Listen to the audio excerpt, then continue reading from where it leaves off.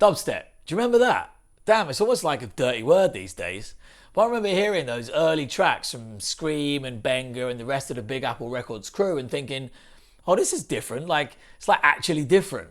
And it coincided with grime, of course, with both being built around dark textures and serious synth sounds and that halftime rhythmic feel, which is actually sitting around the 140 beats per minute mark.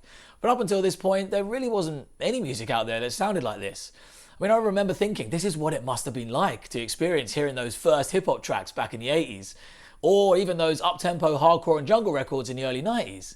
Here's one of those moments. It's a sea change in the musical landscape. But of course, as with anything as drastically new and as different as dubstep, the underground scene quickly exploded with loads of forward-thinking artists and producers experimenting with this sound, including two of my absolute favourite early adopters, Scuba, aka Hotflush Recordings founder Paul Rose, and Jamie Teasdale, one half of the industrial dubstep duo Vex'd, who are combined right here on this very record. Welcome to Diamond in the Rough, the series where we unearth the tracks that got missed, skipped, or long forgotten.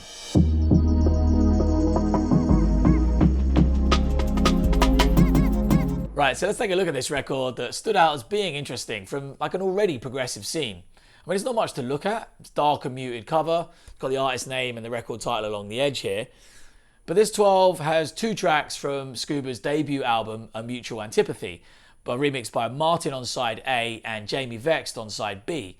So mine was the initial draw for me, as his earlier productions are really top draw D&B. It's kind of soulful tech step stuff, if that's even a thing. Big chords, ultra thick bass lines, combined with sci-fi atmospheres and like really hard breaks. But here he's fully into his dubstep phase with this down mix, and it's really nice. Gives the original more of a gentle push into the dance floor territory with an increase in tempo and more of a steady groove, and it really pulses in and out.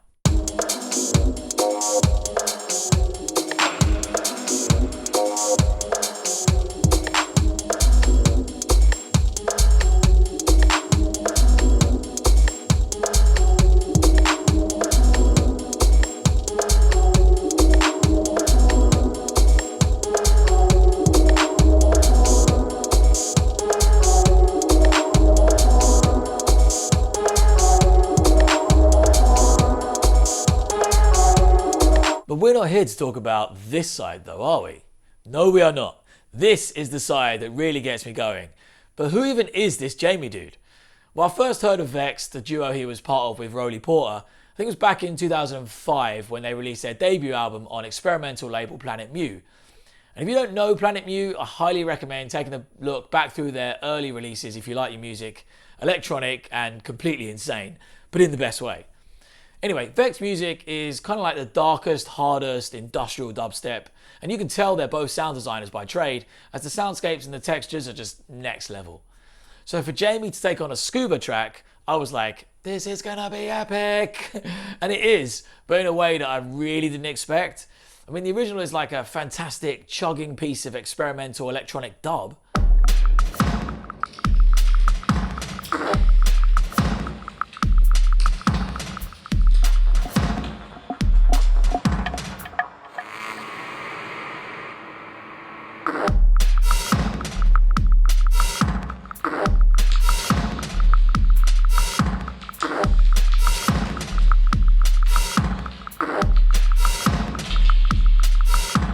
But instead of Jamie coming at it hard with that industrial sound, he takes us into this funky, spaced out shuffle jam, complete with wonky pitch shifting synths galore, and like a beat so laid back it's basically falling over itself.